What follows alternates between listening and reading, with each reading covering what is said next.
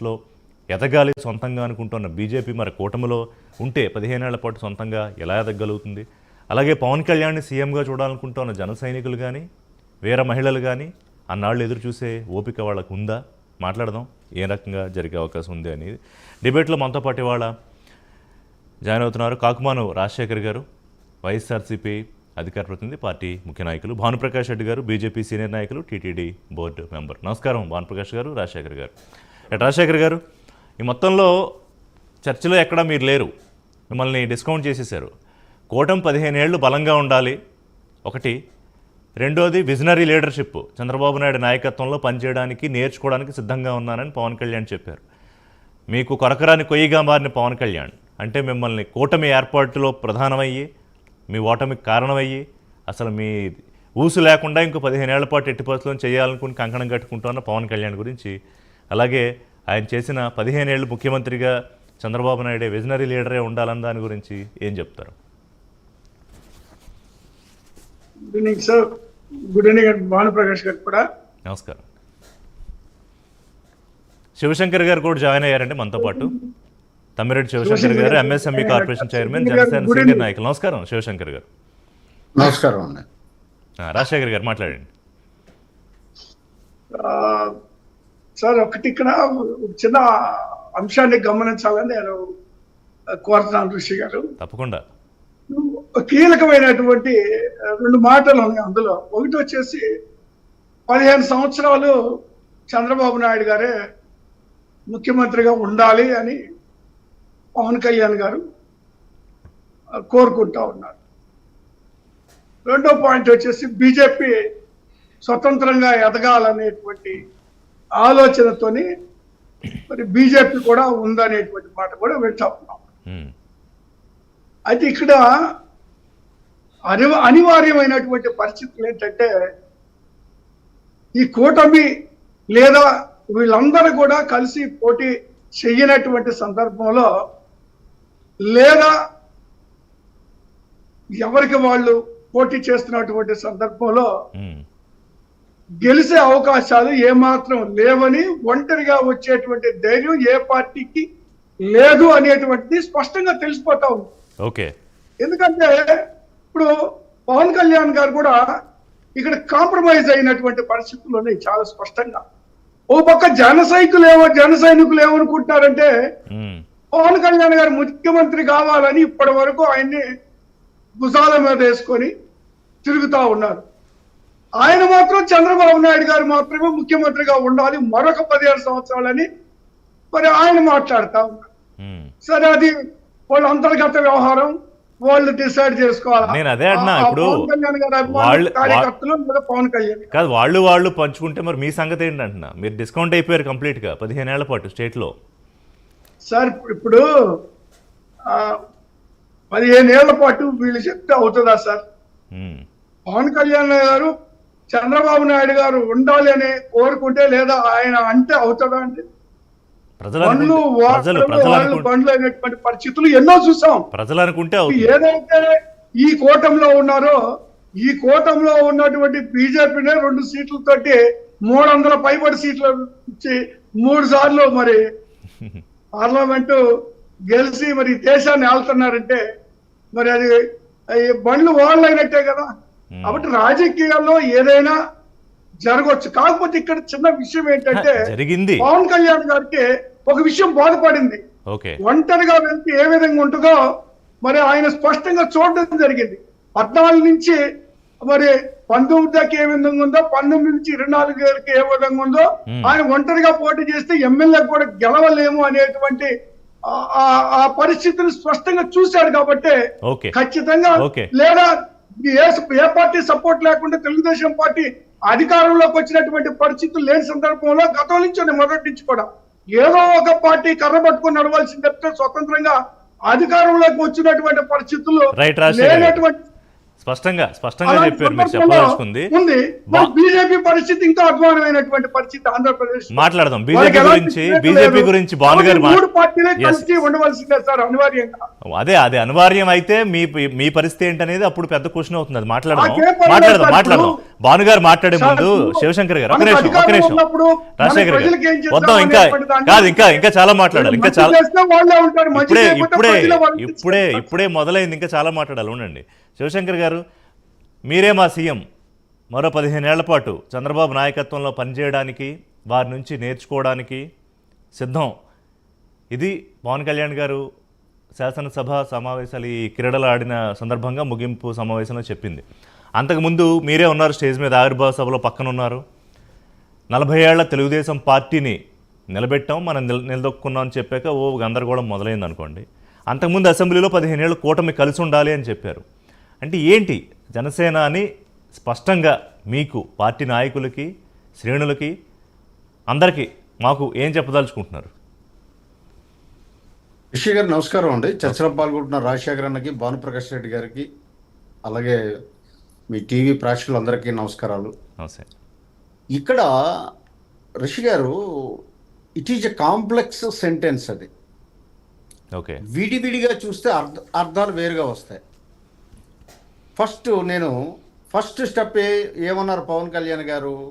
ఈ రాష్ట్రం అధోగతి పాలైపోయింది, చాలా నష్టపోయింది. దట్ ఈజ్ ప్రిన్సిపల్ పర్పస్ అండి, ప్రిన్సిపల్ పర్పస్ సెంటెన్స్ అది. అందువలన సుస్థిరమైన ప్రభుత్వం ఉండాలి. అది 15 ఏళ్ల పాటు ఉంటే తప్ప ఆ నష్టంలోంచి మనము అభివృద్ధి పదంలో నడవలేము. చంద్రబాబు నాయుడు గారు విజనరీ లీడర్, అందులో అయితే ఎవరికి అనుమానం లేదు.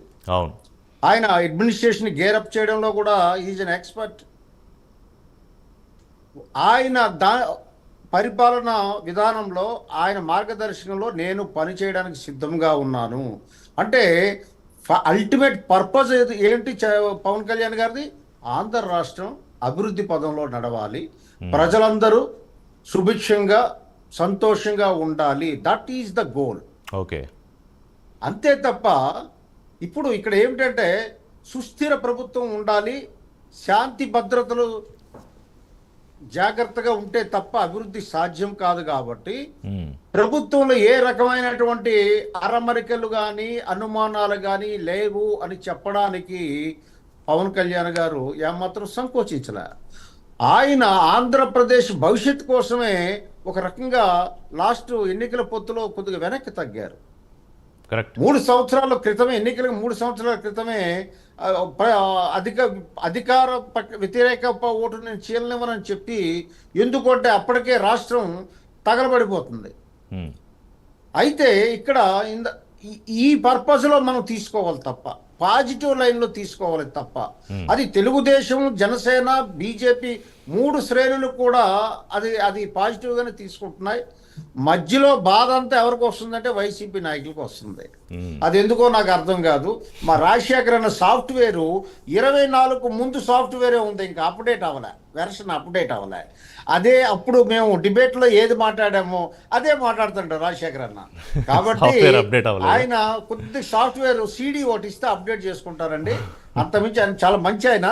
కాకపోతే మరి తప్పదు, మంచి పనికిరాదు. ఇప్పుడు మంచిగా సాఫ్ట్గా ఉంటే ఎట్లా పనికి వస్తుంది? రాజశేఖర్ గారు ఇప్పుడు కానీ మీరు అన్న పాయింట్స్ లో నేను ఇంకా డీప్ గా దాన్ని కొంచెం డిగ్ చేసే ప్రయత్నం చేస్తా. ఒకసారి భాను గారు మాట్లాడాక మీరు అన్న కాంప్లెక్స్ సెంటెన్స్ ని కొంచెం ఈజీ చేసే ఒక ప్రయత్నం చేద్దాం.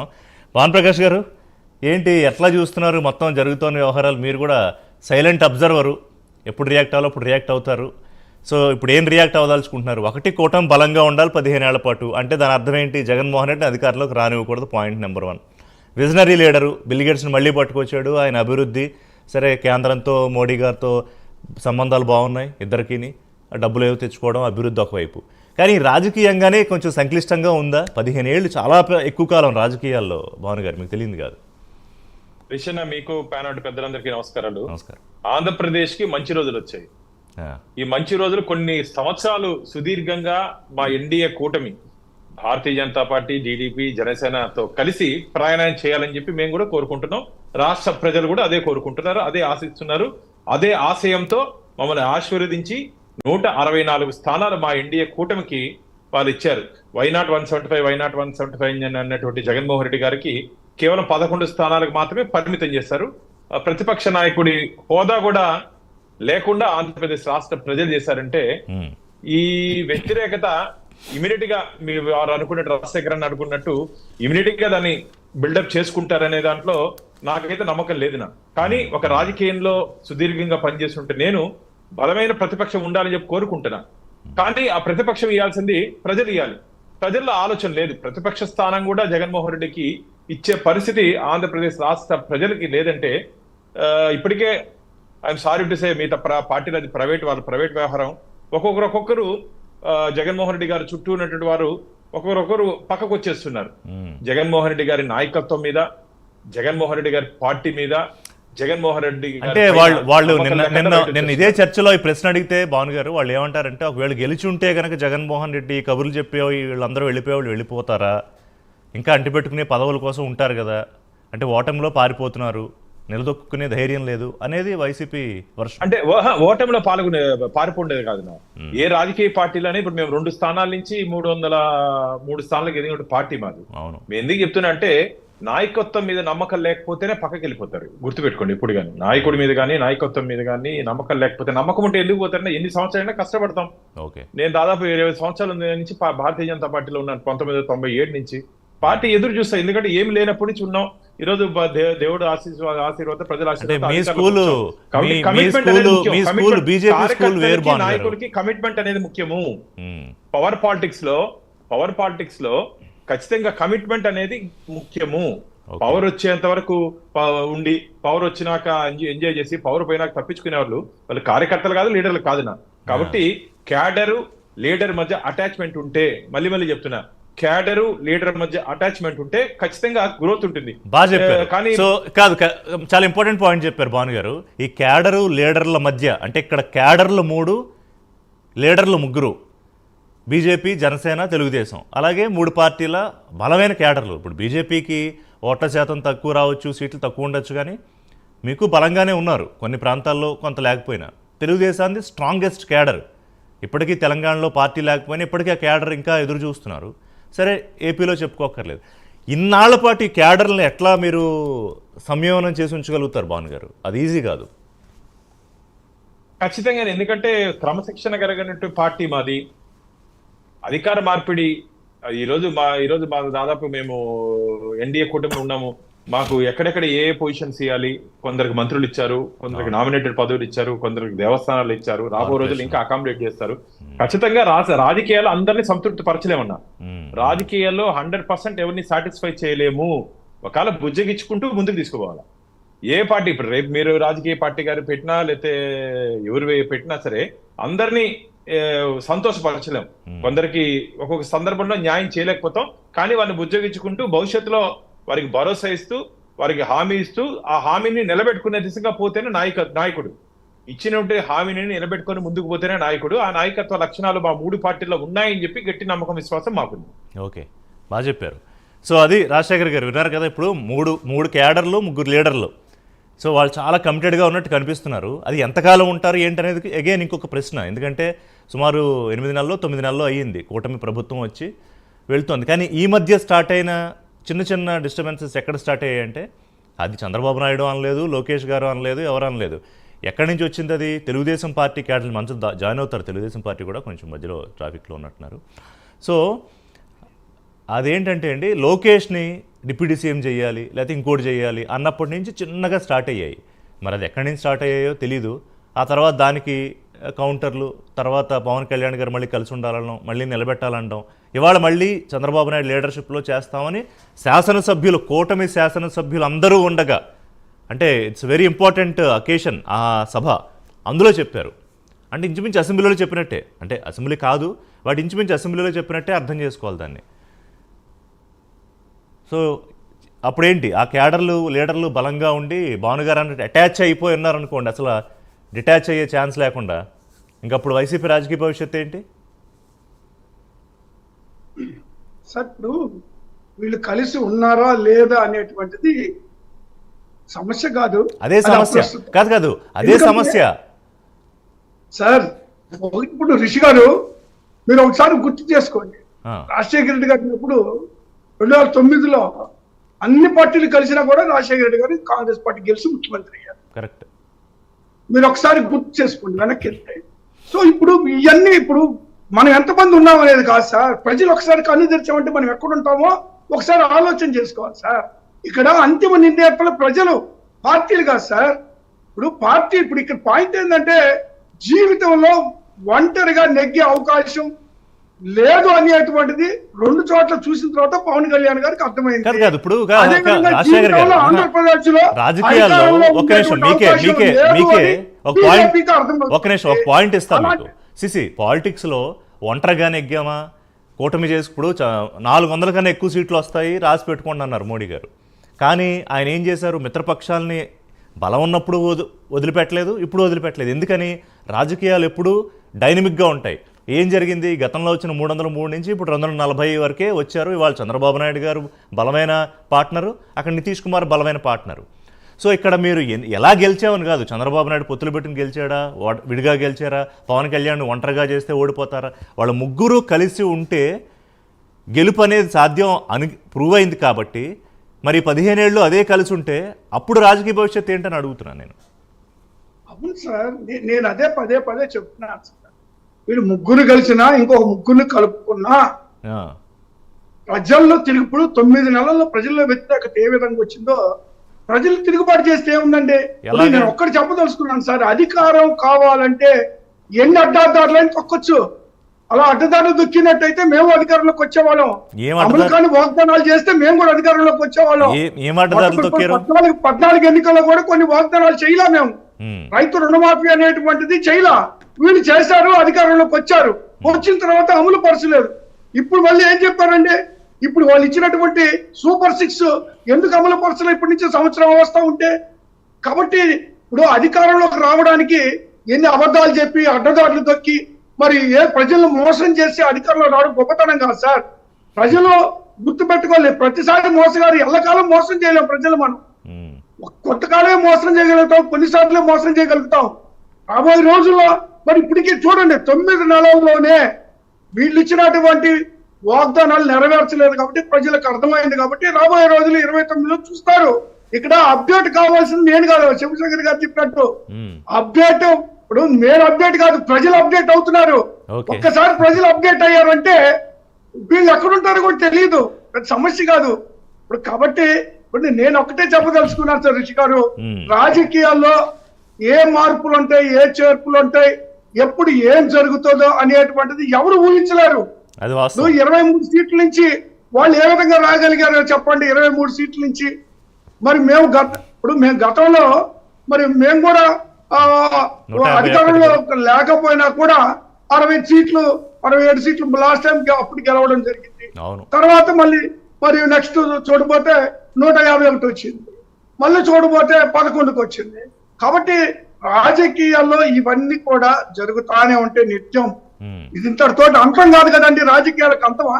ఇప్పుడు వాళ్ళందరూ కలిసి, ఎందుకంటే వాళ్ళు కలిసి ఉండటంలో అంతర్థం ఏంటండి? పవన్ కళ్యాణ్ గారు లొంగిపోయారు. ఆయన ఒంటరిగా జీవిత కాలంలో ఆయన ఎమ్మెల్యే కూడా కాలేదనేటువంటిది అర్థమైంది, ప్రాక్టికల్ గా అర్థమైంది. మరి కాబట్టి ఆయన డిసైడ్ మరి అయిపోయారు. అతిశయోక్తి. ఇప్పుడు ఆయన రాజశేఖర్ గారు చంద్రబాబు మరి నాయుడు గారిని, దాని తర్వాత లోకేష్ మరీ గారిని అతిశయోక్తి చేయాలని. కదా ఆయన. ఇప్పుడు ఒకసారి ఓడిపోయారు, అలా నీకు జీవితంలో ఎప్పుడు ఆయన ఎమ్మెల్యే కాడు అంటే మీకే తెలుస్తుంది ఆన్సర్. అతిశయోక్తిగా మాట్లాడుతున్నారు మీరని. ఒంటరిగా సార్, ఒంటరిగా గెలిచేటువంటి ధైర్యం లేదు కాబట్టి వీళ్ళు గుంపుగా రావడం, గ్రూప్ గా రావడం, ముగ్గురు కలిసి రావడం అనేటువంటిది జరిగింది అంటున్నా. కానీ ఎంతమంది వచ్చినా ప్రజలు తిరుగుబాటు చేస్తే ఎవరు కూడా ప్రజల ముందు నిలబడలేరు. కాదు తర్వాత ఎందుకు కేడర్ కాదు, అనేటువంటిది ప్రజలు మాకుంది సార్. ప్రజలు ఎందుకు కేడర్ తిరుగుబాటు 40% చేస్తారు అనేది ఇప్పుడు ఓటింగ్ మాకుంది. ఒక నిమిషం రాజశేఖర్ మా గారు 9 నెలలు అయింది. సార్ ఒక్క నిమిషం 9 సార్. నెలలు అయిందో నా పాయింట్ వినండి. 9 నెలలు అయింది, ఇంకా 4 సంవత్సరాల 3 మాసాలు ఉంది. సరే 3-4 మాసాలు తీసేయండి, ఒక 6 మాసాలు తీసేయండి, ఎన్నికలు హడావుడి ఇవన్నీ. అప్పట్లోగా వాళ్ళు డెలివరీ చేయగలిగిపోతే 6 గ్యారంటీలు, సూపర్ 6 నిజంగానే మీరన్నట్టు ప్రజల్లో వ్యతిరేకత వస్తుంది. ఇప్పుడు ఈ గిరిజన బిడ్డలందరూ కూడా నెత్తిన పెట్టుకుంటున్నారు పవన్ కళ్యాణ్ గారిని. అసలు మా ఊరికి ఏ రోజున రోడ్డు వస్తుందా అని అనుకోలేదు, ఆయన వచ్చిన 6 నెలల్లోనే మాకు రోడ్లు వేయించారు. ఇలా అనేక కార్యక్రమాలు. బిల్ గేట్స్ వస్తున్నారు, ఆయన ట్వీట్ చేశాడు, ఏది AI, అగ్రికల్చరు, హెల్త్, అలాగే ఐటీ, వీటన్నిటితోనూ బ్రహ్మాండంగా మిలిందా గేట్స్ ఫౌండేషన్ తోటి ఈ అభివృద్ధిలో నా మిత్రుడితో కలిసి ముందుకెళ్తానని. మరి ఇదంతా పాజిటివ్గా వెళ్తున్నప్పుడు వ్యతిరేకత, తిరుగుబాటు రావడానికి అవకాశం ఎక్కడుంది? మీకు ఆకాంక్ష ఉండొచ్చు, కానీ అవకాశం ఉండాలి కదా సార్. మనకి అలాగే కనపడతారు సార్. అంతేనా? గతంలో కూడా చంద్రబాబు నాయుడు గారు గ్రాఫిక్స్ చూపించారు, తర్వాత అర్థమైంది ప్రజలకి ఇదంతా గ్రాఫిక్సే అని. సరే ఇప్పుడు కూడా చూద్దాం. ఇప్పుడు బిల్ గేట్స్ గారు వచ్చి ఆయన ఏదో రాష్ట్రానికి అభివృద్ధి చేస్తాడు, మంచిదే కదా. అల్టిమేట్ గా రాష్ట్రం అభివృద్ధి చెందాలని మేము కోరుకుంటున్నాం సార్, వెరీ గుడ్. ఎవరు అధికారంలో ఉన్నా. ఎందుకంటే ఇప్పుడు ఈ బ్యాటన్ అనేటువంటిది ఒకరి తర్వాత ఒకళ్ళు క్యారీ చేయవలసింది, ఆంధ్రప్రదేశ్ డెవలప్మెంట్ అనేటువంటి బ్యాటన్. కాబట్టి ఇప్పుడు చంద్రబాబు నాయుడు గారు క్యారీ చేశాడు, మేము గతంలో క్యారీ చేసాం, నెక్స్ట్ రాబోయే రోజుల్లో మళ్ళీ అవకాశం వస్తే మళ్ళీ మేము క్యారీ చేస్తాం. కాబట్టి ఈ యొక్క బ్యాటన్ అనేటువంటిది 1 by 1 మరి చేసుకుంటూ వెళ్ళవలసిందే. కాబట్టి బిల్ గేట్స్ గారు మంచిగా సహకరిస్తే సంతోషమే. కాకపోతే ఏంటంటే మరి గ్రాఫిక్స్ లో మాకు రాష్ట్రాభివృద్ధిని లేదా రాజధాని నిర్మాణాన్ని చూపించొద్దు. ఇప్పుడు గ్రాఫిక్స్ ఏం లేదు. గొట్టిపాటి గారు జాయిన్ అయ్యారు, తెలుగుదేశం పార్టీ సీనియర్ నాయకులు. నమస్కారం గొట్టిపాటి గారు. రైట్ గొట్టిపాటి గారు, సో ఇప్పుడు జరుగుతున్న చర్చ ఏంటంటే 15 ఏళ్ళు చెప్పేశారు పవన్ కళ్యాణ్ గారు, 15 ఏళ్ల పాటు చంద్రబాబు నాయుడు నాయకత్వంలో నేర్చుకోవడానికి సంసిద్ధతతో ఉన్నాను, ఆయన నాయకత్వంలో పనిచేయడానికి సిద్ధంగా ఉన్నానని. సరే వెనకాల చాలా నడుస్తాయనుకోండి, మీకు తెలియదుగా సోషల్ మీడియాలో ఈ మాట ఎందుకు అన్నారు, మరి మా నాయకుడు ఎప్పుడు సీఎం అవుతాడు, మేమందరూ చంద్రబాబు నాయుడు గారి కోసం కష్టపడాలా, పవన్ కళ్యాణ్ కోసం కష్టపడాలా, ఇలాంటివన్నీ జరుగుతూ ఉంటాయి. బట్ యాక్చువల్గా రాష్ట్ర అభివృద్ధి కోసం ఒక కమిట్మెంట్తో పవన్ కళ్యాణ్ వెళ్తున్నారు, in the leadership of visionary leadership of Chandrababu Naidu అనేది క్లియర్గా ఆయన చెప్పింది, ఒప్పుకున్నది. సో మరి దీంట్లో వచ్చే పొలిటికల్ కాంప్లెక్సిటీస్ ఎట్లా హ్యాండిల్ చేస్తారు గొట్టిపాటి గారు? నమస్కారం ఋషి గారు. నమస్కారం. ముందుగా మీకు, శివశంకర్ గారికి, రాజశేఖర్ గారికి, భాను గారికి, అలాగే ప్రైమ్ 9 వీక్షకులందరికీ కూడా నమస్కారం. అదే సందర్భంలో నాకు సుదీర్ఘ కాలంగా మిత్రులు, అత్యంత సన్నిహితులు ఫరూక్ గారు, రాష్ట్ర మంత్రివర్యులు ఫరూక్ గారి యొక్క సతీమణి మరి మరణించడం చాలా బాధాకరం, సంతాపం తెలియజేస్తాను. ఎందుకంటే నాకు చాలా సుదీర్ఘ కాలంగా సన్నిహితుల మీద 96లో ఎలక్షన్స్ లో నేను నంద్యాల పార్లమెంటు అప్పుడు అబ్జర్వర్ గా చంద్రబాబు గారు పంపించినప్పుడు వెళ్ళాను, పివి నరసింహరావు తర్వాత. అప్పటి నుంచి చాలా దగ్గరగా ఉండేవాళ్ళం. సరే 30 సంవత్సరాల స్నేహం మా ఇద్దరిది. సరే ఇక్కడికి వచ్చినప్పుడు ఇక ఇది ఈ ముగ్గురి యొక్క కలయిక గురించి కలవకుండా ఉంటే బాగుంటుంది అని అధికారం కోసం ఆశపడే వాళ్ళు ఎన్నికలకు ముందు నుంచి ప్రయత్నించారు. ఎన్నికలకు ముందు నుంచి కూడా ఈ కూటమి ఏదైతే ఏర్పడకుండా ఉంటే బాగుంటుంది, పవన్ కళ్యాణ్ గారు, చంద్రబాబు నాయుడు గారు కలవకుండా ఉంటే బాగుంటుంది, వీళ్ళకి కేంద్రంలో రాబోయేటువంటి ప్రభుత్వం అయినటువంటి భారతీయ జనతా పార్టీ ఆ కూటమితో కలవకుండా ఉంటే బాగుంటుంది, ఈ రాష్ట్రంలో అభివృద్ధి అనేది కనపడకుండా ఉంటే, రాష్ట్రంలో అభివృద్ధి అనేటువంటి పేరు వినపడకుండా ఉంటే ప్రజలు బానిసలుగా మనతో పాటే పడతారు. ప్రజల్లో ఎప్పుడైనా కొత్త ఆలోచనలు, కొత్త రకమైనటువంటి ఊహల్ని తీసుకొస్తే వాళ్ళు ముందుకెళ్లేటువంటి అవకాశం ఉంటుంది అనేటువంటిది పాత రాజకీయం. అది అంటే మీరు చూస్తే గతంలో కూడా చూస్తే ఇదేమీ నేను లేనిది చెప్పలేదు ఋషి గారు, ఇది నేను ఇంకొకరు అవమానించాలని కూడా చెప్పలేదు. కానీ గతంలో చాలా పెద్ద నాయకులు అనుకున్న వారి యొక్క గ్రామాలకు కనుక మీరు ఎప్పుడన్నా ఇల్లున్నట్టయితే, అంటే చాలా, అంటే అందరూ అని చెప్పను కానీ చాలా ముఖ్యమైనటువంటి నాయకుల యొక్క గ్రామాలు, నేను రాజకీయాల్లోకి వచ్చిన తర్వాత చూసినటువంటిది ముఖ్యమైనటువంటి గ్రామాల్లో కనీసం రోడ్లు ఉండేవి కదా వాళ్ళు. ఎందుకంటే ఆ రోడ్డు ఉండటం ద్వారా వాళ్ళు పట్టణానికో పక్క ఇంకో దగ్గరకో వెళ్తే అది ఏమవుతుందంటే వాళ్ళు నేర్చుకోవడం ద్వారా, ముందుకెళ్ళిపోవడం ద్వారా వాళ్ళని ఆ గ్రామంలో దాటి వెళ్ళిపోతారు అనేటువంటి ఊహల్లో ఉండేవారు. ఊహల్లో కాదు, అది నిజం కూడా కావచ్చు. అది ఎందుకంటే ఇప్పుడు నేను నా పక్కన ఉన్నటువంటి బాగా నేర్పాను అనుకోండి, నన్ను దాటుకుని వెళ్ళిపోయి నాకంటే పెద్దడు అయిపోతాడు అనేటువంటి భావన కూడా ఉండటం వల్ల ఇది గతంలో ఒక 40-50 ఏళ్ళ రాయికం. సరే సెల్ ఫోన్ విప్లవం తీసుకొచ్చింది, వాళ్ళు ఎవరెవరు ఎక్కడ ఉంటున్నారు వాళ్ళ యొక్క పరిచయాలని, లేదంటే ఎందుకు చెప్తున్నానంటే అలా ప్రయత్నించారు. అలా ప్రయత్నించి వీళ్ళు ఎంతకాలం పాటు ఇప్పుడు అది సాధ్యం కాల.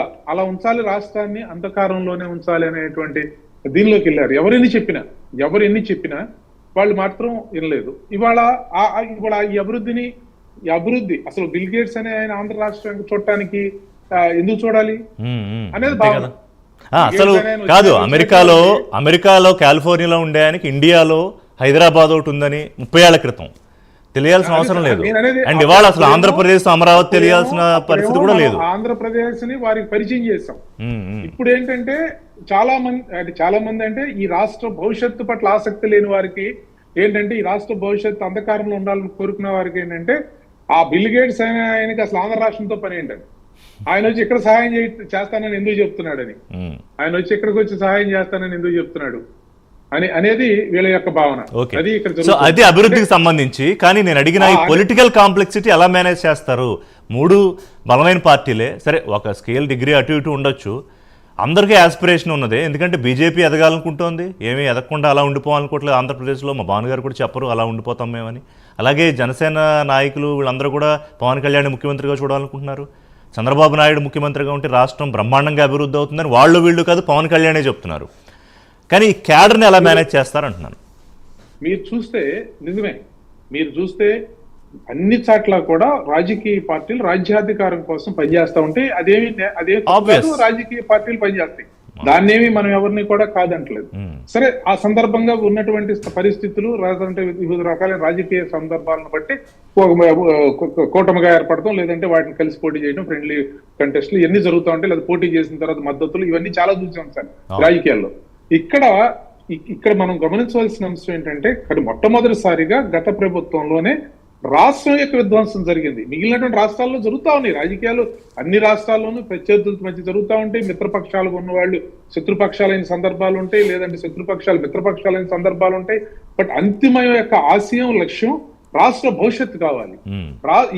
మీరు ఒక్కటి చెప్పండి సార్, నేను జగన్మోహన్ మిత్రులు రాజశేఖర్ గారు సున్నితంగా నాకు మాట్లాడతారు. నేనేదో ఇప్పుడు ఈ రోజు ఉన్న మాజీ ముఖ్యమంత్రి జగన్మోహన్ రెడ్డి గారు ఇవాళ ఈ 6 నెలల్లో 8 నెలల కాలంలో పెట్టిన ప్రెస్ మీట్ లో ఒక్క ప్రెస్ మీట్ అన్న ఆ రోజు పెట్టాడు 5 సంవత్సరాల్లో. ఇవాళ నువ్వు చెప్పుకుంటున్నావు రాజకీయాల్లో ఉన్నవాళ్ళం ప్రతి ఒక్కరు. ఒక నిమిషం రాజశేఖర్ గారు, రాజకీయాల్లో ఉన్నవాళ్ళం ప్రజలకే చెప్తానంటే ఒక నిమిషం రాజశేఖర్, రాజకీయాల్లో ఉన్న వాళ్ళం ప్రజలకే చెప్పుకోవాలి. అది ఏదన్నా కానివ్వండి. నువ్వు వెళ్ళావు, కేంద్రం దగ్గరికి వెళ్ళాం, ఏం జరిగిందో చెప్పాలి. ఇవాళ మేము బిల్ గేట్స్ గారిని కలిసాం, బిల్ గేట్స్ గారిని కలవటం వల్ల ఏం జరుగుతుందో, ఇదిగో ఇది మా మధ్య జరిగినటువంటి రాష్ట్ర ప్రభుత్వానికి మాకు మధ్య జరిగిన ఒప్పందం ఇది, బిల్ గేట్స్ గారికి జరిగిన ఒప్పందం ఇది అని చెప్పాం. లేదా ప్రధానమంత్రి గారిని కలిశారు చంద్రబాబు గారు, లేదా ఒక రైల్వే మంత్రి గారిని కలిశారు, లేదా ఒక ఆర్థిక మంత్రి గారిని కలిశారు. ఏదో ఒకటి ఏం జరుగుతుంది, లేదా ఈ రాష్ట్రానికి అది ఓకే కాదు కదా, అది ఎవరో ఒకరు చెప్పేవాళ్ళు అండి. అంటే కాదు కదా, జగన్మోహన్ రెడ్డి ముఖ్యమంత్రి ఎవరో ఒకరు చెప్పేవారు, ఎంపీలో లేకపోతే సజ్జల గారు, విజయసాయి రెడ్డి గారు బ్రీఫింగ్ చేసేవారు, దాని గురించి కాదు. మళ్ళీ మీరు అభివృద్ధి దగ్గరికి వెళ్ళకండి. నా పాయింట్ ఏంటంటే పొలిటికల్ గానే చెప్పాను. నేను పొలిటికల్ గా చెప్పిన దానిలోనే భాగమైంది. నాకు మీరంతా అర్థమైంది. రాజకీయ పార్టీలు ఎవరి వారు పనిచేస్తే నేను అనేది దానికి ఏమి రాజకీయ పార్టీల యొక్క ఆలోచనలు నేనేం కాదు. కానీ ఆలోచన ఒకటి ఇక్కడ అంటున్నాను. ఇక్కడ మా 4 రాజకీయ పార్టీల ప్రతినిధుల్ని, లేదా 4 రాజకీయ పార్టీలు ప్రధానంగా ఈ రాష్ట్రంలో ఉన్నాయని మీరు భావిస్తున్నప్పుడు, ఈ 4 రాజకీయ పార్టీల్లో మిగిలినటువంటి అన్ని రాజకీయ పార్టీలది ఒక పందా అయితే, రాష్ట్ర భవిష్యత్తు లేదా రాష్ట్రానికి సంబంధించిన సమస్యలు, వాటి పరిష్కారం, వాటికి సంబంధించిన అంశాలు, వాటి గురించి చర్చ జరుగుతూ ఉంటే, వ్యక్తిగతం వర్గాలు, కులాలు, మతాలు లేదా ప్రాంతాలు, విభిన్నమైనటువంటి పరిస్థితుల్ని సృష్టించడం చేసేటువంటి రాజకీయ పార్టీ ఒకటి.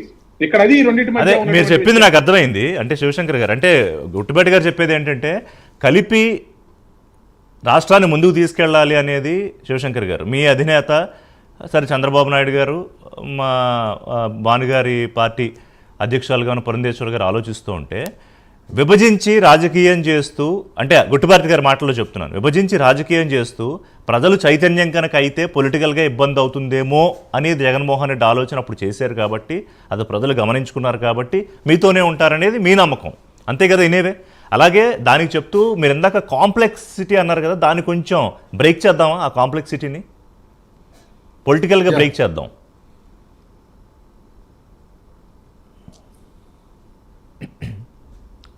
This is good sir.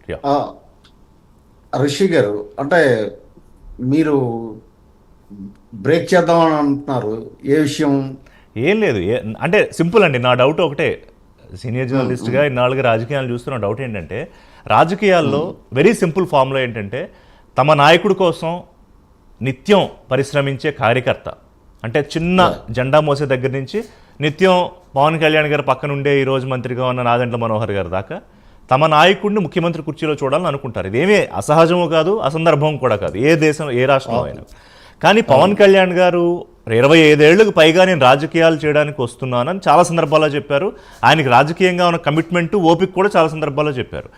కానీ ఆ నాయకుడి తాలూకా ఆలోచనని ఎలా కింద వరకు పంపించగలుగుతారు, ఎలా కన్విన్స్ చేయగలుగుతారు? మా నాయకుడు ఇంకొక నాయకుడి కోసం పనిచేస్తాడు అని ఆల్రెడీ వైసీపీ ఎప్పుడు ముందు ఉంటుంది. అదిగో పవన్ కళ్యాణ్ చంద్రబాబు నాయుడు కోసమే పార్టీ పెట్టాడు, చంద్రబాబు నాయుడు సీఎం చేయడానికి పార్టీ పెట్టాడని వాళ్ళు అంటారు. అది ఇంకా ఎక్కువైపోతుంది ఉండే కొద్దీ. అది మీకు 2024 ఎన్నికల ముందు కూడా వాళ్ళు ప్రధానంగా దాని మీద ఆధారపడ్డారండి. వర్కౌట్ అవ్వాలి. ఇక్కడ ఏమిటంటే ఒకటి మీరు గమనించాలి రిషి గారు, 2024 కూటమి ఏర్పాటులోనే మా జన సైనికులు కానీ నాయకులు కానీ పూర్తిగా పవన్ కళ్యాణ్ గారి వ్యూహాన్ని అర్థం చేసుకున్నారు.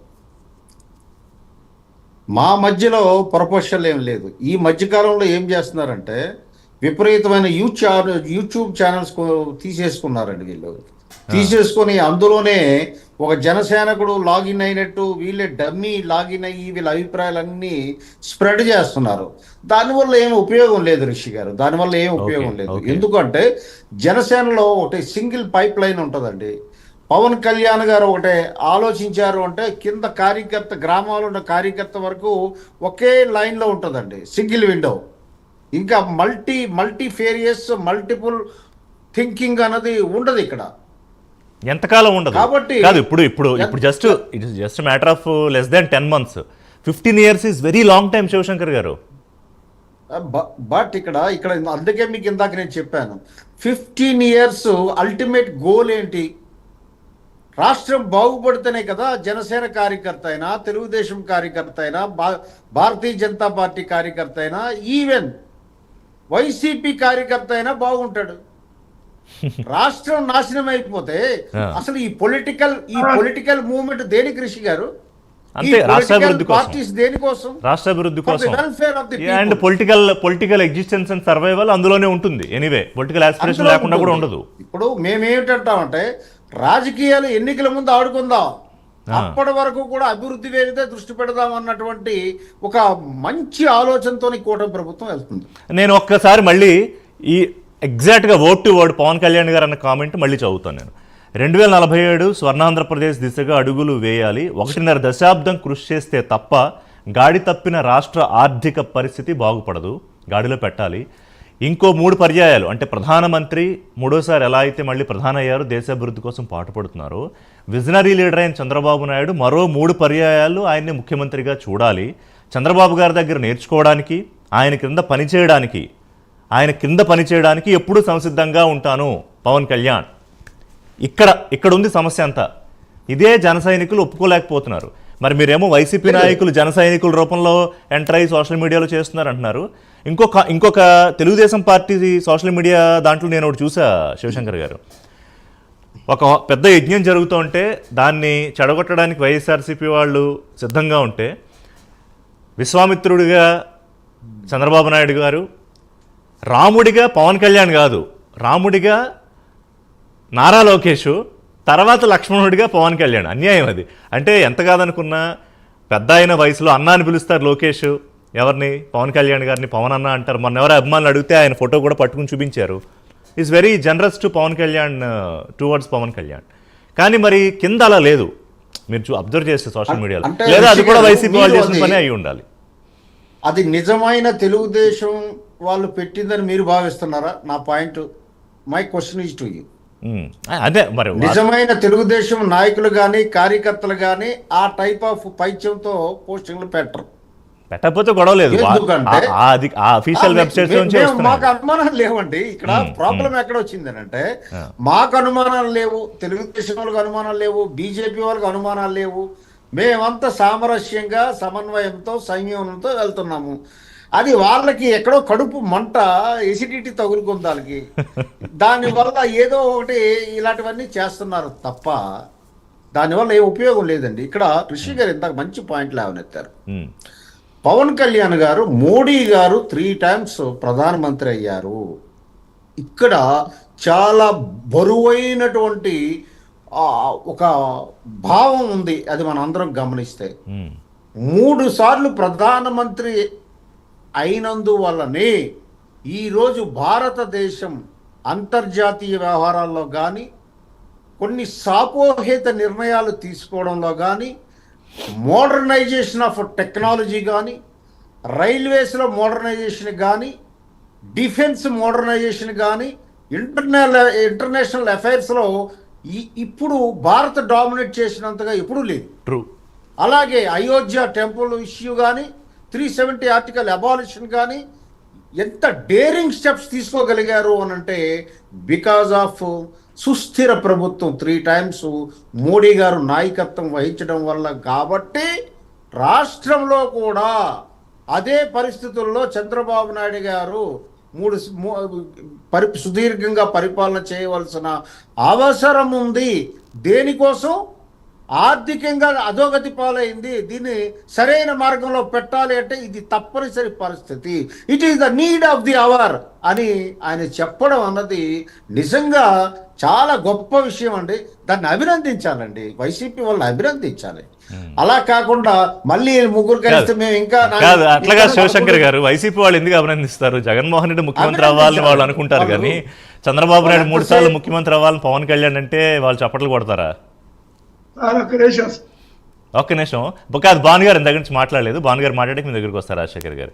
రైట్, భాను గారు, ఒకటి సరే పర్సంటేజ్లు పక్కన పెట్టండి. 2014లో బీజేపీకి ఆంధ్రప్రదేశ్లో ఎంత వచ్చింది? ఇవాళ బలంగా మీరు దక్షిణాదిలో కూడా పెరగాలనుకుంటున్నారు. ఉత్తరాది తర్వాత మిగతా ఈశాన్య వైపు రాష్ట్రాలు ఆల్రెడీ అంతా మీ జెండాలన్నీ రెఫరఫ్లు ఆడుతున్నాయి అనుకోండి, అంతా కాషాయ జెండాలు ఎగురుతున్నాయి. కానీ సౌత్కి వచ్చేటప్పటికి ఉన్న రాష్ట్రం ఒకటి కర్ణాటక చేతిలోంచి జారిపోయింది. తెలంగాణలో దాదాపుగా చేతుల్లోకి వచ్చే రాష్ట్రం వెళ్ళిపోయింది, ఏ కారణం ఏదైనా కానివ్వండి. ఆంధ్రప్రదేశ్లో కనీసం డబల్ డిజిట్ ఓటింగ్ పర్సంటేజ్ తెచ్చుకోవాలనేది ఇవాళ బీజేపీకి ఉన్న ప్రధానమైన లక్ష్యం. ఏదో రోజు అధికారంలోకి రావాలనే లక్ష్యం కూడా మీకు ఉంటుంది. ఎందుకంటే మీరు చేసే రాజకీయ ఎత్తుగళ్ళు కానీ, ఓ 10 ఏళ్ల ముందు మీరు చేసే ప్లానింగ్ కానీ ఏ రాజకీయ పార్టీ చేయదు. కానీ మరి ఏపీ విషయంలో ఏంటి? సైలెంట్గా ఉన్నారా, లేకపోతే ఏదన్నా సడన్గా సునామీ సృష్టిస్తారా? ఏ రాజకీయ పార్టీ అయినా, ఏ రాష్ట్రమైనా సరే తన భవిష్యత్తుని చూసుకుంటుందన్న. ఏ రాజకీయ పార్టీ అయినా, టీడీపీ అయినా సరే, జనసేన అయినా సరే, బీజేపీ అయినా సరే, కమ్యూనిస్టులు అయినా సరే, వైసీపీ అయినా సరే, దాంట్లో మార్పు ఉండదు. రాజకీయ పార్టీ అనేది ఆశతో ఆశయంతో పనిచేస్తారు. ఆశతో ఆశయంతో ఏదో ఒక రోజు పదవిలోకి రావాలి, ఏదో ఒక రోజు పదవిని అలంకరించాలి, క్యాడర్ని డిస్ట్రిబ్యూట్ చేయాలని చెప్పి. కాబట్టి రాజకీయాలు అనేది మామూలుగా ఊరికే లేదు ఆషామాషి వ్యవహారం కాదు. చాలా నేను గమనించిన అన్ని క్షేత్రాల్లో చాలా కఠినమైనటువంటి క్షేత్రం రాజకీయ క్షేత్రం. దాంట్లో పనిచేసి ఒక స్థాయికి ఎదగాలంటే ఇప్పుడున్నటువంటి పరిస్థితి. నేను 20 సంవత్సరాల ముందు రాజకీయాల్లో 1990లో విద్యార్థి సంఘం నాయకుడిగా ఉన్నాను. 97లో భారతీయ జనతా పార్టీలోకి రావడం జరిగింది. అప్పటికి ఇప్పటికి పూర్తిగా మారిపోయిందన్న. ఊహించని స్థాయిలో రాజకీయాలు మారిపోయాయి. కాబట్టి ఇప్పుడు ఈ కాంపిటేటివ్ పాలిటిక్స్ లో ముందుకు రావాలంటే చాలా కష్టం. ఎవరికైనా సరే అధికారం అనేది ఫైనల్ టార్గెట్. కాబట్టి ఏ పార్టీ అయినా టార్గెట్ ని అచీవ్ చేయాలని చెప్పి ప్లాన్ చేసుకుంటుంది. మేము కూడా సంస్థాగతంగా ఆంధ్రప్రదేశ్ లో బలపడాలని చెప్పి అన్ని క్యాడర్ ని గ్రామ స్థాయి నుంచి మండల స్థాయి నుంచి జిల్లా స్థాయి నుంచి రాష్ట్ర స్థాయి వరకు మేము బలపరుచుకుంటూ ముందుకు పోతున్నాం. ఖచ్చితంగా అదే సందర్భంలో మిత్రులను కూడా తోడుకు తీసుకుపోతున్నాం. మిత్రులను కూడా, ఎందుకంటే మీరు చెప్పారు ఇంతకుముందు నరేంద్ర మోడీ గారు మాకు 303 స్థానాలు ఉన్నప్పుడు ఏ విధంగా అదే ఉన్నాము, 240 స్థానాలకు వచ్చినప్పుడు కూడా అదే విధంగా మా మిత్రపక్ష నాయకులతో ఉన్నాం. మేము ఎక్కడా విభేదించుకోలేదు. చిన్న చిన్న మనస్పర్ధలు వస్తే కుటుంబ సమస్య కాబట్టి మళ్ళీ మేము కూర్చొని మాట్లాడుకొని సమస్యని పరిష్కరించుకుంటాం. కాబట్టి రాజకీయాల్లో ఆశయంతో పనిచేస్తాం. కాబట్టి ఏ పార్టీకైనా టార్గెట్ అనేది ఉంటుంది. ఆ టార్గెట్ అచీవ్ అయ్యేంత వరకు వెయిట్ చేయాలి. ఈరోజు మీరు అన్నారు పర్సంటేజీలు ఖచ్చితంగా మార్పు వచ్చే అవకాశం ఉంటుందన్న. ఖచ్చితంగా ఏ రాజకీయ పార్టీ అయినా మనం చేసే పని విధానం వల్ల, మనం తీసుకుంటే అంశాల వల్ల మన ప్రజలకి దానికి అర్థమయ్యి ప్రజల ఇష్టాలు, ప్రజల కష్టాలు తెలుసుకొని పనిచేసే నాయకుడిని ఈరోజు ప్రజలు ఇష్టపడుతున్నారు. మీకు బ్రహ్మాండంగా డబల్ డిజిట్ పెరిగిపోవాలంటే, అంటే దాదాపు 20% రావాలంటే సింపుల్ 2 ఉన్నాయి పనులు. ఒకటి, అమరావతికి ఎంత అయితే డబ్బులు అవసరం ఉంటాయో దాన్ని ఏదో రూపంలో ఆంధ్రప్రదేశ్కి ఇప్పించడానికి బాధ్యత తీసుకోవడం ఒకటి, ఇప్పటికే వస్తున్నాయి. రెండోది పోలవరం సవరించిన అంచనాలతో సహా అది మీ బాధ్యత కాబట్టి ఆ రెండూ కనుక చేసేసారంటే భానుగారు డెఫినెట్గా యుల్ బి సమ్వేర్ ఆంధ్రప్రదేశ్లో. No doubt. 1998లోనే భారతీయ జనతా పార్టీకి 18% ఉంది. 18% ఇండివిజువల్ గా 4 ఎంపీ స్థానాలు గెలిచాం, 11 ఎమ్మెల్యేలు గెలిచాం ఇండివిజువల్ గా, అంటే దాదాపు 98లోనే.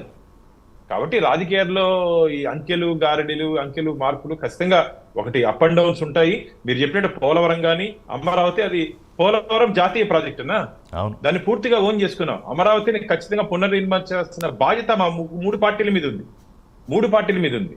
ఆ రోజు కూడా నరేంద్ర మోడీ గారు 2014లో కూడా నరేంద్ర మోడీ గారు ఆ రోజు శంకుస్థాపనకి రావడం జరిగింది. కానీ అనివార్య కారణాల వల్ల 3 సంవత్సరాలు దాని ప్లానింగ్, ఎందుకంటే జగన్మోహన్ రెడ్డి గారు చేసినటువంటి విధ్వంసం నుంచి బయటపడంటే పవన్ కళ్యాణ్ గారు చెప్పారు కదా, దాదాపు ఒక 15 సంవత్సరాలు మేమెవరు ఊహించాల రాష్ట్రాన్ని ఇంత అధ్వానంగా కూడా పరిపాలించవచ్చు అని చెప్పేది ఒక కేస్ స్టడీగా జగన్మోహన్ రెడ్డి గారి పరిపాలన తీసుకోవచ్చు. ఒక రాష్ట్రాన్ని ఇంత అధ్వానంగా, ఎందుకంటే అనుభవం ఉన్నటువంటి చంద్రబాబు నాయుడు గారు కూడా ఈరోజు మేము ఏం చేయలేకపోతున్నాం. గాడి మీద పెట్టేదానికే, అంటే ట్రాక్ మీద రావడానికే మాకు సమయం పడుతుంది. ఇంకా ట్రాక్ మీద వచ్చి పరిగెత్తించాలంటే, ఇది ముందు రాజశేఖర్ గారు మాట్లాడుతూ చెప్పారు హామీని నిలబెట్టుకోలేదని. నిలబెట్టుకోలేని పరిస్థితుల్లో మీరు ఆంధ్రప్రదేశ్ తీసుకొని వచ్చారన్నా. హామీలను నిలబెట్టుకోలేని పరిస్థితుల్లో ఆంధ్రప్రదేశ్ పూర్తిగా అంధకార ప్రదేశ్గా, అప్పుల ప్రదేశ్గా చేసినటువంటి ఘనత జగన్మోహన్ రెడ్డి గారు మీకు ఇక్కడ మనసులో ఉంది మీకు. కానీ మీరు ఇక పార్టీని ప్రొటెక్ట్ చేసుకోవాలి, పార్టీని మీరు సపోర్ట్ చేయాలి కాబట్టి మీరు మాట్లాడుతున్నారు. కాబట్టి రాజకీయాల్లో ఖచ్చితంగా ఎవరైనా సరే క్యాడర్ ని లీడర్షిప్ ని బిల్డప్ చేసుకుంటూ ముందుకు పోతాం. రాబో రోజుల్లో ప్రజల ఆశీర్వాదం ఖచ్చితంగా భారతీయ జనతా పార్టీ మీద ఉంటుంది. మా ఓట్ల శాతం ఖచ్చితంగా రాబో రోజు పూర్తి స్థాయిలో పెంచుకుంటాం. ఈ రోజు ఎందుకంటే బలం పెరిగిందంటే షేరింగ్ కూడా పెరుగుతుంది. బలం పెరిగిందంటే షేరింగ్ కూడా పెరుగుతుంది. అన్నిట్లో ఇంపార్టెన్స్ వస్తుంది. కాబట్టి ఏ రాజకీయ పార్టీని ఆ విధంగా పనిచేస్తాం. భారతీయ జనతా పార్టీ రాబో రోజుల్లో ఖచ్చితంగా ఒక బలమైన శక్తిగా ఆంధ్రప్రదేశ్ లో ఎదగబోతున్నాం. మీకు ఇంకో పొలిటికల్ క్వశ్చన్ ఉంది, మళ్ళీ అడుగుతా. రాజశేఖర్ గారు, ఇప్పుడు దీనికి మీ కౌంటర్ అంటే ఒకటే. ఇప్పుడు సరే బీజేపీ, తెలుగుదేశం, జనసేన కూటమి కాబట్టి కూటమి వాయిస్ ముఖ్యంగా ఇటు పవన్ కళ్యాణ్ అయినా చంద్రబాబు నాయుడు గారైనా ఎవరైనా ఏంటంటే మళ్ళీ ఎట్టి పరిస్థితుల్లోనూ జగన్మోహన్ రెడ్డి ఆంధ్రప్రదేశ్లో అధికారంలోకి రాకూడదు. 5 ఏళ్ళు అధికారం ఇస్తే 30 ఏళ్ళు 20 ఏళ్ళు వెనక్కి తీసుకెళ్ళిపోయాడు. ఇంక పొరపాటున ఏమన్నా ఎక్కడైనా మనలో చిన్న చిన్న విభేదాలు వచ్చినా కూడా రాష్ట్రం మళ్ళీ చేజారిపోయినట్టే అనేది ఒక స్ట్రాంగ్ ఫీలింగ్ని రాష్ట్ర ప్రజల్లో ఇంజెక్ట్ చేయడం జరుగుతోంది చాలా స్ట్రాంగ్గా. నేను ఒక మాట చెప్తాను. ఈ భారతదేశంలో గమ్యం లేని రాజకీయ పార్టీ ఏదైనా ఉందంటే అది జనసేన. అంటే ఒక పార్టీ ఎవరైనా పెడితే దాంట్లో ముఖ్యమంత్రి కావాలని కోరుకుంటారు. ఎవరైనా ఒక పార్టీ పెట్టేది ఎందుకు? ముఖ్యమంత్రి కావాలని, లేదా రాష్ట్రాన్ని ఏలాలని, లేదా ఈ రాష్ట్రంలో వాళ్ళ ప్రాధాన్యతను పెంచుకోవాలనే ప్రయత్నం చేస్తారు కదా. సరే, అది అలా ఉంచండి, అదే వ్యక్తిగతమైన విషయం. అది మరి వాళ్ళు ఒంటరిగా పోటీ చేసే సత్తా ఈ 3 పార్టీలకి లేని సందర్భంలో అనివార్యంగా వాళ్ళు కలిసి పోటీ చేస్తున్నారు. దానితో ఒక మాట చెప్పండి. ఇప్పుడు మేమేదో చేసి మేము విధ్వంసం చేసాం అందుకు ఓడిపోయాం, అది కాదండి. మా ఓటమికి ఉన్నటువంటి ప్రధాన కారణం కూడా వీళ్ళు ఇచ్చినటువంటి హామీలు ప్రతి ఒక్కటి. ఇప్పుడు పెన్షన్కి సంబంధించి మేము 3000 ఇస్తామంటే వీళ్ళు 4000 ఇస్తామంటారు. మేము ఉచిత బస్సులో ప్రయాణాలు చేపిస్తాం అంటారు. లేదా వాలంటీర్లకి మీరు ఇచ్చేది 5000 అయితే మేము 10,000 ఇస్తామంటారు. లేదా రైతులకి రుణమాఫీ, రైతులకు సంబంధించినటువంటి హామీలు ఇస్తారు. విద్యార్థులకు సంబంధించినటువంటి హామీలు ఇస్తారు.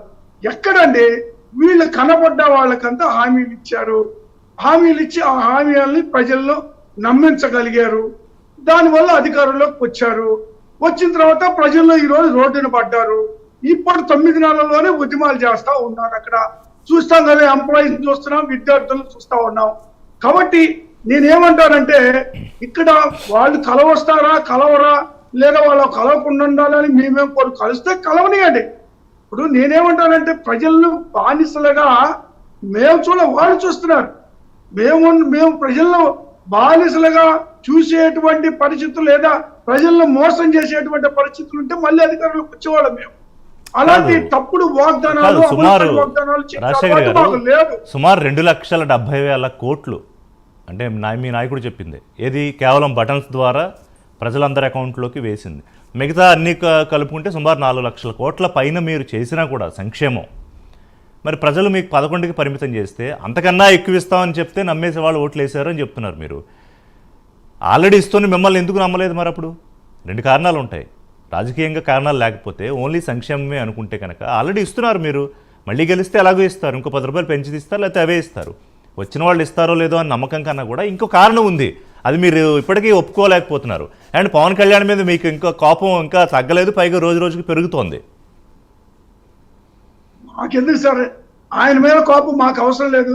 అతి కొద్ది రోజుల్లోనే ఒక బాంబు బ్లాస్ట్ కాబోతుంది, మీరే చూస్తారు. అమ్మో ఏంటా బాంబు చెప్పండి. ఎవరైతే మద్దతు ఇచ్చారో, ఏ వర్గాలు మద్దతు ఇచ్చారో ఆ వర్గాల నుంచి ఒక బాంబు బ్లాస్ట్ అవుద్ది అతి కొద్ది రోజుల్లో. అప్పుడు మీరు తెలుసుకుంటారు. ఇప్పుడు ఈ రోజు ఏదో మేము మాట్లాడినా వాళ్ళు మాట్లాడినా అవి లెక్కలోకి రావు. ఎప్పుడైతే ఎవరైతే మద్దతు ఇచ్చారో వాళ్ళలో నుంచి ఎటువైపు నుంచి రాబోతోంది నమ్మబలికారు, ఏం అమలు చేయకుండా ఉన్నారు అనేటువంటిది అర్థమైంది. ఇప్పుడు ఒకటే సార్, ఇప్పుడు వాళ్ళు నమ్మబలికిన వాటిలో మీరు చూడండి. పోయినసారి మరి 14 అధికారంలోకి వచ్చాక కూడా ఒక్కసారి చూస్తే మీరు చూడండి, విశాఖపట్నం బిజినెస్ సమ్మిట్ అని పెట్టేసి ఏం చేశారండి, మరి ఆడ 20 లక్షల కోట్ల రూపాయలు పెట్టుబడులు వస్తా ఉన్నాయి అని విదేశీ బిజినెస్ పీపుల్ అందరూ తీసుకొచ్చారు. దాదాపు 300 కోట్లు ఖర్చు పెట్టి టికెట్లు వేసి తీసుకొచ్చారు. 20 లక్షల కోట్లు ఆ పెట్టుబడి, 40 లక్షలు ఉద్యోగాలు అన్నారు. అవి వచ్చింది లేదు, వీళ్ళకి ఉద్యోగాలు వచ్చింది లేదు. ఎలాగుంటే వీళ్ళ మాటలు. కాబట్టి ఇప్పుడు జరగబోయేది కూడా ఇప్పుడు ఇళ్ళ కల్లా పండగ కాదు, రేపు చూస్తారు కదా. ముందు రోజుల్లో ఇచ్చినటువంటి హామీల్ని మరి నెరవేర్చకపోతే ప్రజల్లో నుంచి ఏ విధంగా తిరుగుబాటు ఉంటుంది కూడా మీరు చూస్తారు. ఎక్కడ మీరు కాదు మీరు తేలిపోయారు కదా. కాదు ఇవాళ కాదు, ఇవాళ ఆంధ్రప్రదేశ్లో నిజంగానే కూటమి ప్రభుత్వం పరిపాలన బాగాలేకపోతే మీరు ఎక్కడ దాన్ని ఎస్టాబ్లిష్ చేస్తున్నారు, ఎక్కడ ఎలివేట్ చేస్తున్నారు? ముందు మీ పార్టీలోంచి వెళ్ళిపోయి నాయకుల్ని కాపాడుకోవడం అవ్వట్లేదు, ఎమ్మెల్సీలు వెళ్ళిపోతున్నారు, రాజ్యసభ సభ్యులు వెళ్ళిపోతున్నారు, బయటకు వచ్చి అందరి పేర్లు చెప్తున్నారు. అక్కడ తేలిపోయి ఇంక మీరు ఎప్పుడు పోరాడతారు కూటమి మీద? మీరు పోరాడితే కదా ప్రజలు రియలైజ్ అయ్యేది. సార్ పోరాటానికి కొంత సమయం ఉంటుంది సార్. కొన్ని అంశాలు మేము ఆల్రెడీ ప్రజల మధ్యలోకి వచ్చాం. రాబోయే రోజుల్లో ఉధృతంగా వస్తాం. ఒక్క తిప్పుకోకుండా వైఎస్ఆర్ కాంగ్రెస్ పార్టీ సత్తా ఏంటో కూడా చూపిస్తాం. గొట్టిపాటి గారు పడాల్సిన అవసరం లేదు. మేమేదో సైలెంట్ ఉన్నాం అనుకోవద్దు. రెండు అంశాలు ఇచ్చినటువంటి వాగ్దానాలని అమలు చేసే వరకు వీళ్ళని వదిలిపెట్టాం. మంచిదే, ప్రజలకు మంచి జరుగుతుంది. కానీ గొట్టిపాటి గారు రెడీగా ఉన్నారా? రెండు, మీకు ఊపిరి తీసుకోనివ్వకుండా వైసీపీ ఏదో వ్యూహంతో ఉందని ఒకటి, రెండోది ఏదో బాంబు వస్తుంది అంటున్నారు. మరి అణుబాంబా లేకపోతే మరి రాయలసీమలో బాంబుల సంస్కృతి పోయింది ఏమన్నా చుట్టిన బాంబా? శివశంకర్ గారిని అడుగుతా ముందు గొట్టిపాటి గారు చెప్పాక. ఇక్కడ ఒకటి సార్, ఇక్కడ ఏంటంటే ఫస్ట్ ఇప్పుడు కూడా వారికి అర్థం, ఇప్పుడు అంటే వైసీపీ వారికి అర్థం కానిది ఏంటంటే ప్రజలు వాడిని ఎందుకు ఓడించారు అనేది ఫస్ట్ అనలైజ్ చేసుకోవాలి. రెండోది, అసలు 5 సంవత్సరాలు ప్రతిపక్షంలో ప్రధాన ప్రతిపక్షంగా ఉన్నారు. 67 సుమారు 70 సీట్లు వచ్చి, అలాగే తర్వాత 150 సీట్లు వచ్చి అధికారాన్ని అంటే 10 సంవత్సరాల పాటు ఉంది. పార్టీ స్ట్రక్చర్ ఎక్కడైనా సరే అసలు మీకు అంటే ఒక రాజకీయ పార్టీని నడిపిన విధంగా నడిపారా? సార్ చూడండి, మీరు కావాలంటే మీరు మొత్తం చూస్తే, నేను ఇప్పుడు ఆయన భాను గారు అన్నట్టుగా సుదీర్ఘకాలం, రాజశేఖర్ గారు కూడా చాలా కాలంగా రాజకీయాల్లో ఉన్నారు. పెద్దలు శివశంకర్ గారు అధికారిగా పనిచేస్తా రాజకీయాలు దగ్గరగా చూశారు. సుమారుగా నేను 30 ఏళ్ళు దాకా స్టూడెంట్ పాలిటిక్స్ చూస్తే 35 ఏళ్ళు 19 నుంచి ఉన్నాను. ఇప్పుడు మీరు సీనియర్ జర్నలిస్ట్ గా ఉన్నారు సుమారుగా. అంటే నేను అనేది ఒక రాజకీయ పార్టీని నడిపే విధానం చూడండి. అధికారం రావటం రాకపోవటం, అధికారం కోసం అదే మనం అనేది ఒక రాజకీయ పార్టీని ఖచ్చితంగా ముందు రాష్ట్రం కోసం, కొన్ని సమస్యల కోసం లేదా వీటి కోసం మొదలు పెడతాం. దాన్ని తీసుకుంటూ వెళ్తాం. ఉదాహరణ భారతీయ జనతా పార్టీని చూడండి. 1984లో 2 సీట్లే వచ్చినాయి. 91లో బాబ్రీ మసీద్ ఇష్యూస్ రైజ్ అయినప్పుడు దాని మీద అసలు అందరూ కూడా ఆ రోజున్న రాజకీయ పరిస్థితులు, ఈ లౌకికవాదం అంటే అనే పరిస్థితుల్లో అందరూ కూడా దాన్ని హిట్ చేశారు. అందరూ దాన్ని ఒక రకంగా అంటే భారతీయ జనతా పార్టీతో పొత్తు అంటేనే అమ్మో అనేటువంటి పరిస్థితుల్లో ఉన్నటువంటి రోజులు. మీరు ఒకసారి నాకు నేను అనేది ఎందుకంటే ఆ రోజుల నుంచి నేను అన్నాను.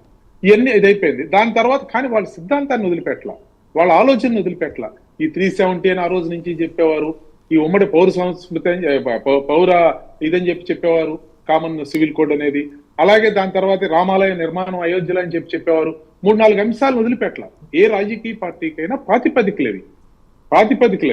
నేను అనేది రాజకీయాల్లో మనం అనగలగా, ఇప్పుడు నేను ఉన్నాను సార్, పార్టీ ఇప్పుడు అధికారమే కావాలనుకుంటే అటో ఇటో 3 గంతులు వేస్తే ఈ పార్టీకి 2 సార్లు అయ్యేవాళ్ళమో అవనాళ్ళమో లేదా పనుమరుగు అయిపోయేవాళ్ళమో అంటే గొట్టుపాటి గారు మీరు చెప్పదలుచుకుంది ఏంటంటే, ఒక్క నిమిషం కాదు, కాంగ్రెస్ కి వ్యతిరేకంగా తెలుగు వారి ఆత్మగౌరవం కోసం పుట్టిన ఐడియాలజీ తెలుగుదేశంది. సరే, బీజేపీ ఐడియాలజీ ఇప్పుడు మీరు చెప్పారు క్లియర్గా. అలాగే పవన్ కళ్యాణ్ గారి ఐడియాలజీ ఏంటంటే, ఒకటి ఎవరైతే అన్హర్డ్ వాయిసెస్ ఉన్నాయో వాళ్ళ వాయిస్ వినిపించాలి అని ఒక 7 సూత్రాలతో వారు వచ్చారు. అలా వైసీపీకి ఐడియాలజీ ఏం లేదనా మీరు చెప్పదలుచుకున్న విషయం?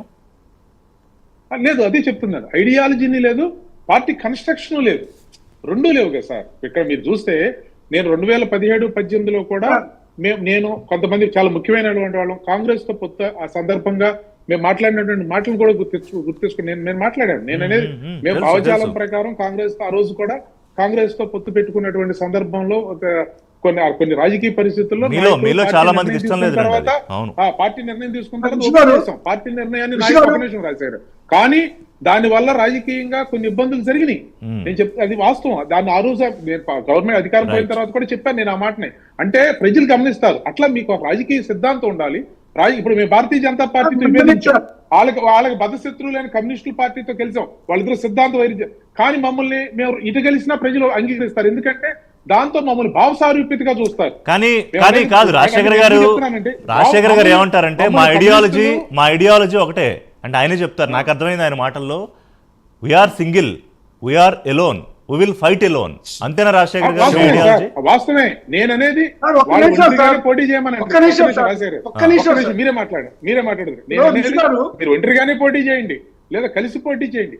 మీ యొక్క ఆలోచన ఏంటి, ఈ సిద్ధాంతం ఏంటి, లేదా మీ యొక్క పార్టీ యొక్క స్ట్రక్చర్ ఏంటి? పార్టీ స్ట్రక్చర్ ఉండాలి కదా సార్. మీకు అసలు ఒక దీన్ని నిర్మాణం ఉండాలి కదా. 14 ఏళ్ళు 12 ఏళ్ళు జనసేన పెట్టే 12 ఏళ్ళు అయింది కదా సార్. దానికంటే ముందే పెట్టారు. 14 ఏళ్ళు పైన అయింది. అయితే 15 ఏళ్ళు అయితే 15 ఏళ్ళు స్ట్రక్చర్ లేకుండా కాదు గొట్టుపాటి గారు, అన్యాయం. 15 ఏళ్ళు స్ట్రక్చర్ లేకుండా ఏ పొలిటికల్ పార్టీ అని ఉంటుందా? రాజశేఖర్ గారు నాకు ఆన్సర్ చేసే అవకాశం ఏంటి సార్? ప్లీజ్ చెప్పండి. ఇప్పుడు గొట్టిపాటి గారు మాట్లాడినటువంటి మాటల్లో వైఎస్ఆర్ కాంగ్రెస్ పార్టీ సిద్ధాంతం లేదు, స్ట్రక్చర్ లేదు అంటే అది ఆశ్చర్యం వేస్తూ ఉంది. ఎందుకంటే 40 ఏళ్ల పైబడి అప్పుడు తెలుగుదేశం పార్టీ ఆవిర్భావం పార్టీ పెట్టినప్పుడు నేను Ongole city youth Congress president ఉన్నాను. ఓకే, నేనున్న అప్పుడు తెలుగుదేశం పార్టీ పెట్టారు.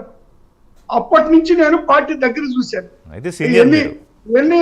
ఎన్ని ఒడుగుడుకులో ఎన్ని ఇబ్బందులు పడదో, ఎన్ని వెన్నుపోట్లు జరిగినాయో, ఎంత గందరగోళం జరిగిందో, ఆ పార్టీ స్ట్రక్చర్ ఏందో లేదా ఆ పార్టీ సిద్ధాంతం ఏందో అన్ని దగ్గరగా చూశాను నేను.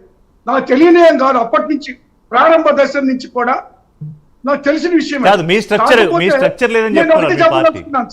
నేను ఒకటి చెప్పదలుచుకున్నాను రిషి గారు. ఇప్పుడు ఆ స్ట్రక్చర్ లేకుండా సిద్ధాంతం లేకుండానే కాంగ్రెస్ పార్టీ నుంచి బయటకు వచ్చిన తర్వాత జగన్మోహన్ రెడ్డి గారి కోసం 18 మంది అప్పుడు రాజీనామాలు చేసి చెప్పమనండి సార్. సిద్ధాంతం ఏంటో చెప్పండి.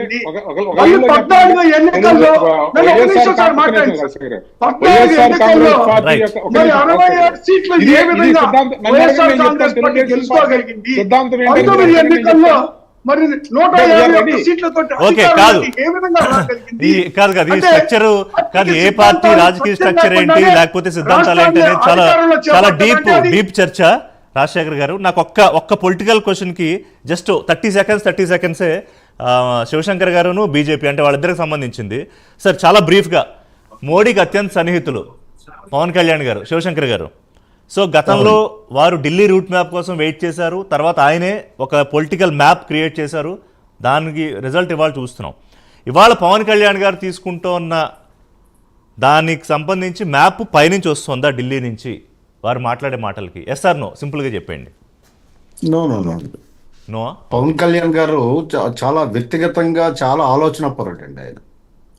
అంతేగాని to A tune of somebody else ఆయన యాక్ట్ చేసే వ్యక్తి కాదు. ఓకే, నాకు ఆయన కావాల్సిన గురించి ఆన్సర్ అంతే. అవగాహన లేని వాళ్ళు మాట్లాడతారు. నాకు కావాల్సిన ఆన్సర్ అంతే. భాను గారు, ఢిల్లీ ఒక్క నిమిషం, రాజశేఖర్ గారు ప్లీజ్ ఒక్క నిమిషం, ఇంపార్టెంట్ ఇది, ఇంపార్టెంట్. భాను గారు, ఎస్ఆర్ నో, ఢిల్లీ కనుసన్నల్లో, మోడీ గారి కనుసన్నల్లో, ఎందుకంటే అత్యంత గౌరవం మోడీ గారు అంటే పవన్ కళ్యాణ్ గారికి, చాలా సందర్భాల్లో చెప్పారు. పార్టీలు వేరైనా అజెండాలు వేరైనా మేమంతా కలిసే ఉన్నాం కానీ పవన్ కళ్యాణ్ గారు ఒక ఇండిపెండెంట్ పార్టీ లీడర్, ఆయన రాష్ట్ర అధ్యక్షులు జనసేనకి. అది వారి అభిప్రాయం పైనుంచి ఢిల్లీ నుంచి చేయాల్సిన అవసరం లేదన్న, అది వారి వ్యక్తిగత అభిప్రాయం. వారు ఏం మాట్లాడతారు వారి వ్యక్తిగత, కాబట్టి ఢిల్లీ నుంచి ఫీడ్ చేయాల్సిన అవసరం లేదు. సరే చూద్దాం, ఈ బలమైన బంధం కొనసాగాలి అంటే రాష్ట్ర అభివృద్ధి కోసం. ఇక్కడ నాకు ఏ పార్టీ అధికారంలో ఉంది, కూటమి ఉందా, ఇట్స్ ఇర్రెలవెంట్. రాష్ట్ర అభివృద్ధి కోసం ఎవరైతే కలిసి వస్తారో వాళ్ళు ఖచ్చితంగా ప్రజల కోసం నిలబడాలి. Thank you very much Shivashankar గారు, ఒక నాయకుడి కోసం